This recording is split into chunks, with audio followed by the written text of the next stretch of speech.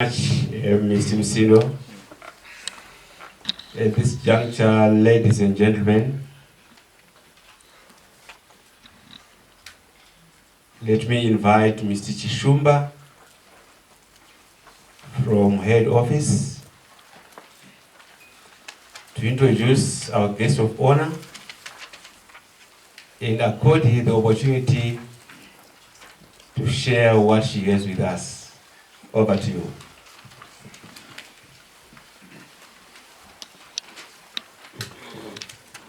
Okay, thank you very much, Director of Ceremonies, and good morning to you, ladies and gentlemen, once again.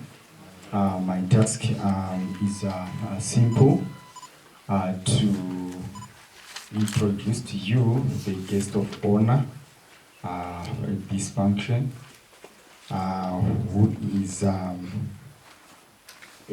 experienced woman in the Ministry of Primary and Secondary School, who is charged with a responsibility of over 10,000 schools, both the primary and the secondary schools and non-formal institutions. Is given the mandate to see to it that every citizen receives quality and equitable education, and she is doing just that. In this function, I have the privilege and honor to invite Madam Okaira to come and present to us, representing the Permanent Secretary of the Ministry of Primary and Secondary Education. Over to you, Madam Okaira.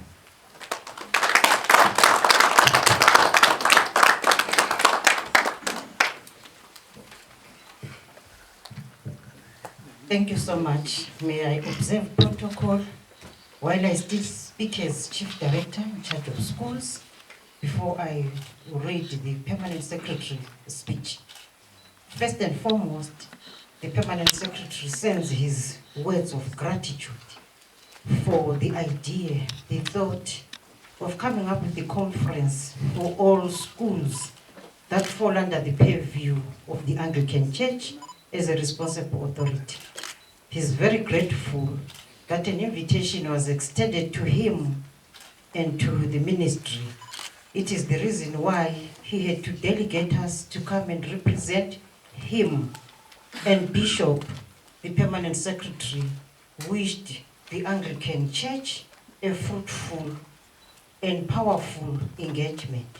And already we have a lot to take with us back to head office and share what we experienced with you, ladies and gentlemen. Thank you so much.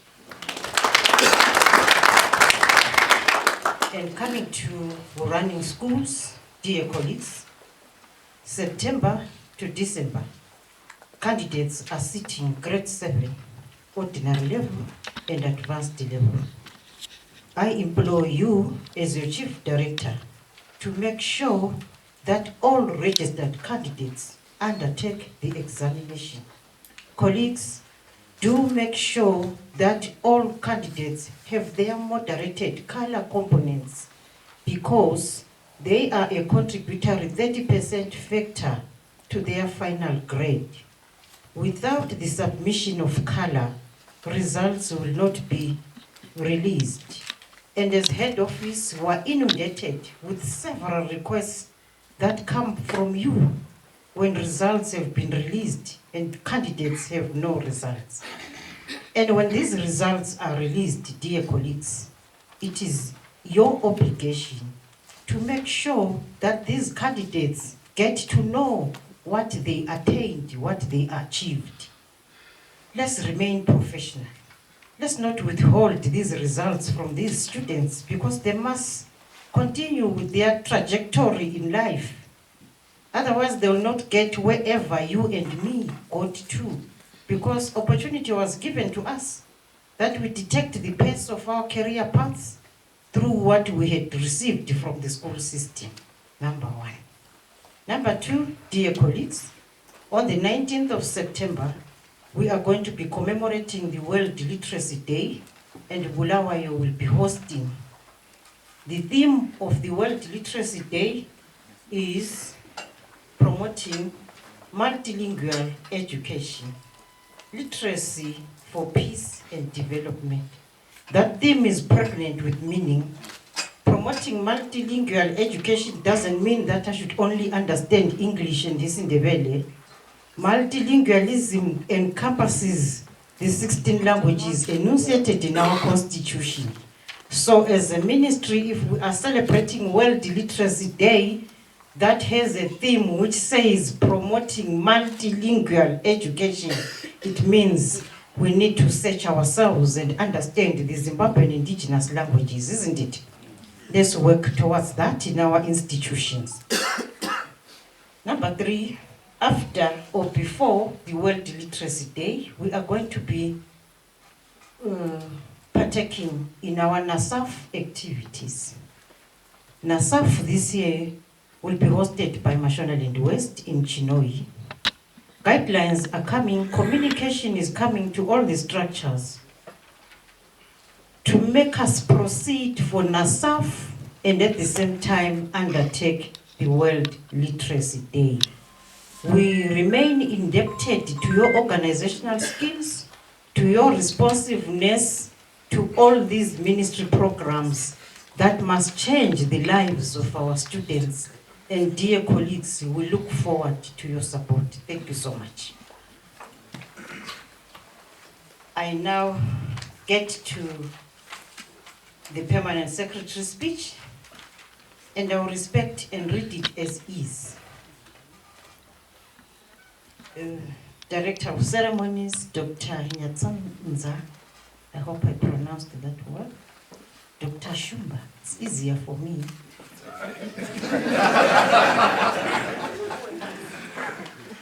Bishop E. Uruona, the Bishop of Anglican, your presentation was very insightful and profound. We learned a lot from it. Thank you so much. Provincial Education Director, Anglican, my brother, thank you for being here and for facilitating this process. Directors, Communication and Advocacy, colleagues, I believe already you must be on Facebook. You must be on Twitter already with your conference. You must be on LinkedIn, whatever he calls it. He has already thrown you all over social media. That's his purpose, that's his responsibility. Quietly as he's seated there, he's communicating. Director Communications and Advocacy, and Director Secondary Education, thank you so much, Director. The Anglican Council of Zimbabwe Chairperson, the Bishops of the Anglican Diocese in Zimbabwe, the General Secretary of Anglican Council of Zimbabwe, District Schools Inspectors and Schools Inspectors here present, the Association of Anglican Church Schools Education Secretaries President and his executive, heads and deputy heads of primary and secondary schools, school principals and rectors, partners, Montclair team, invited guests, ladies and gentlemen. I stand before you today with a profound sense of honor and privilege to be invited as the guest of honor at this prestigious event. As we gather here, I am reminded of the countless hours of hard work, dedication and perseverance that have brought us to this inaugural symposium of the Anglican Church Schools in Zimbabwe, the first of its kind amongst the schools falling within the ambit and purview of the Anglican Church as the responsible authority. First and foremost, I would like to acknowledge the exceptional efforts by all school heads, deputy heads, teachers, and concerned stakeholders, including parents, for their commitment towards the development of the pupils entrusted upon them with the provision of an equitable, quality, and relevant education system. Education is the foundation upon which societies are built, and the role of educators cannot be overstated. Thank you for your dedication and commitment to shaping the leaders of tomorrow. The conference theme innovation and entrepreneurship in education, winning the future, dovetails into the nation's vision as contained in the National Development Strategy 1. The current thrust of the ministry is to equip pupils with exit packages that will make them fit for purpose in coping with the demands of the 21st century. Producing pupils with the requisite exit skills, expertise and knowledge to sustain their livelihoods and contribute to the socio-economic environment is the way to go for our country, Zimbabwe, and no one will do it other than ourselves. The Ministry of Primary and Secondary Education appreciates the significant role played by churches in augmenting government's efforts in the provision of education to the populace. The Anglican Church in particular expanded access to education across all levels of education prior and after the attainment of independence in our country. It is pleasing to note that the Anglican schools are known for their emphasis on holistic development of an individual, focusing not only on academic excellency, but also on character formation and community service. The ministry notes with gratitude the high pass rates recorded by schools under the authority of the Anglican at grade 7, Form 4 and Form 6. Your facilitation of the HEXCO courses is in line with the ministry's focus on strengthening technical and vocational education for skills development. I implore the education secretaries and heads of schools to interrogate the heritage-based curriculum offered in our schools and establish well-equipped technical high schools in line with the Ministry of Primary and Secondary Education strategic priority. The provision of adult education, a component of non-formal education that the schools offer, is commendable as it remains pivotal in the ministry. The physical and digital infrastructure forms a key pillar of the heritage-based curriculum 2024 to 2030, and the ministry commends the Anglican Church as a responsible authority for the expansion and construction of classrooms, teachers' accommodation, and various projects in schools. Such facilities allow the seamless uptake of education by pupils without hindrances or barriers for positive learning outcomes. Installation and upgrading of digital infrastructure in order to promote the use of Internet of Things, robotics, artificial intelligence, blockchain, and the avoidance of explicit content and upsetting visuals are all important aspects of digital safety that schools should diligently deploy. Equipping our school facilities with adequate desktops, laptops, and tablets for use by the teachers and pupils will in the long run benefit the teaching and learning in schools in a transformative manner. And may we as a ministry be favored with all the construction, refurbishments, renovations, and expansion of facilities that we do in your schools through our usual communication structures, so that we acknowledge what you as a responsible authority and communities are able to do. Page 5 in the magazine attested to that effect. I saw a brand new classroom block that was constructed in Gokwe, if I'm not mistaken. I saw a solar farm, solar plant, and I saw a commissioning of a vehicle. There is so much good work that we are doing in schools, but your head office is not in the picture of what is happening. Can such progressive projects be reported so that your ministry can appreciate your efforts? The church is a well-recognized machinery of social transformation, and we entrust it with the responsibility to transform the spirit of drug addiction among pupils in schools. The future human capital that the ministry is mandated with investing in need not suffer the increasing threat of drug and substance abuse. We hope the Anglican church schools will play a leading role in eradicating this unwelcome development. The eradication is easier and cheaper, colleagues, when done at school level. The principle that a school is as good as its head suffices in this engagement and discussion. The ministry looks upon heads of schools to run well-governed institutions with formidable teams that remain focused in attaining their targets. Given this assertion, allow me to share with you indicators of an effective and well-run school. Firstly, it is premised on quality leadership. Quality leadership is a trait expected amongst heads of schools. Pupils perform better when the head provides strong leadership. Effective leaders are visible. They are able to successfully convey the school's mission, goals, and values in line with that of the ministry. They collaborate with teachers to enhance their skills and are involved in the discovery of solutions to problems. Quality leaders, like quality heads of schools, do not create camps in their schools. And when we say they are visible, they submit all the returns as requested by the DSI in good time. They are not human wheelbarrows. They don't wait to be pushed. They know what is expected of them. The second factor is having high expectations from your pupils as well as your teachers. Let it not just be a license affair kind of administration in your school. Don't watch your situation getting deplorable, as already alluded to by our bishop. High expectations from pupils has repeatedly been shown to have a positive impact on people performance. Encourage your pupils. They are about it. The third characteristic of a successful school is the ongoing assessment of student performance and development. Earlier on, I spoke about color components. This is part of what we are talking about here. Schools should use assessment data to compare their students with others, even from across the country.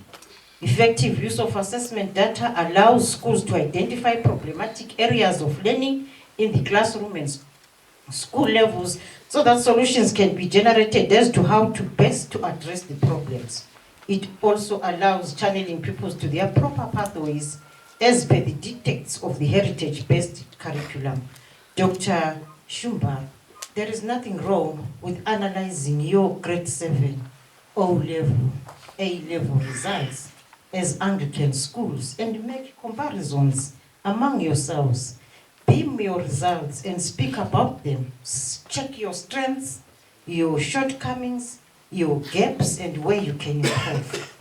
The fourth characteristic of a successful school is the existence of goals and direction.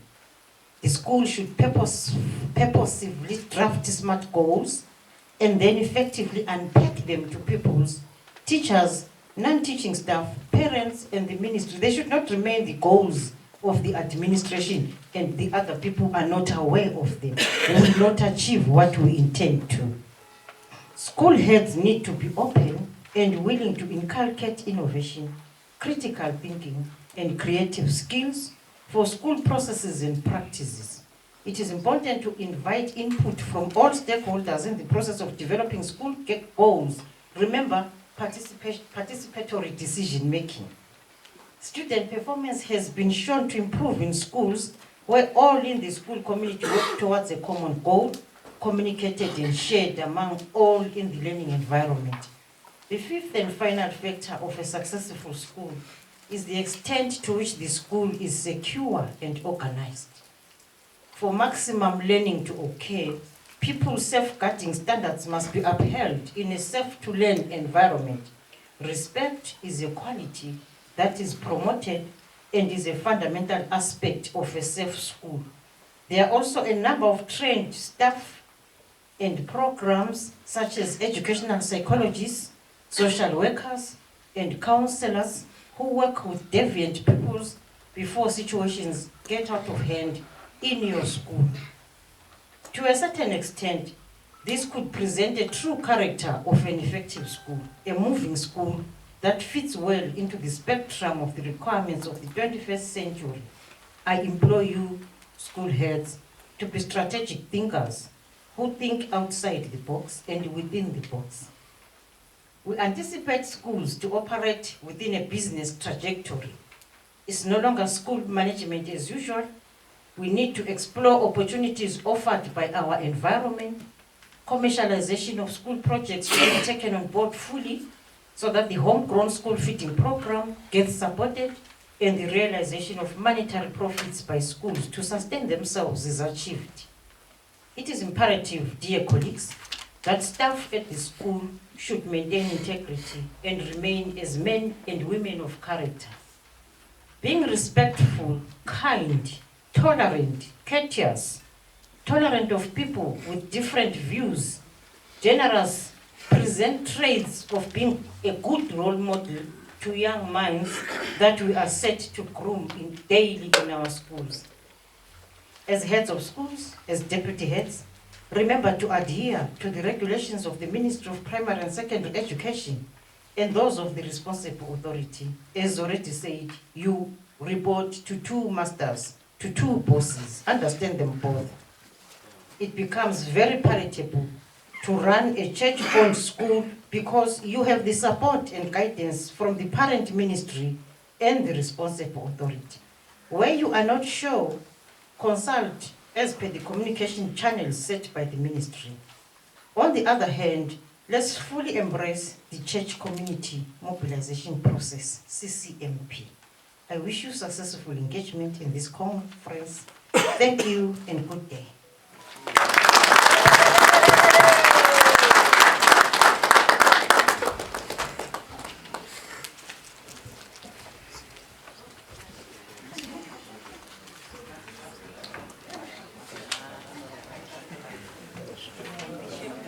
Thank you.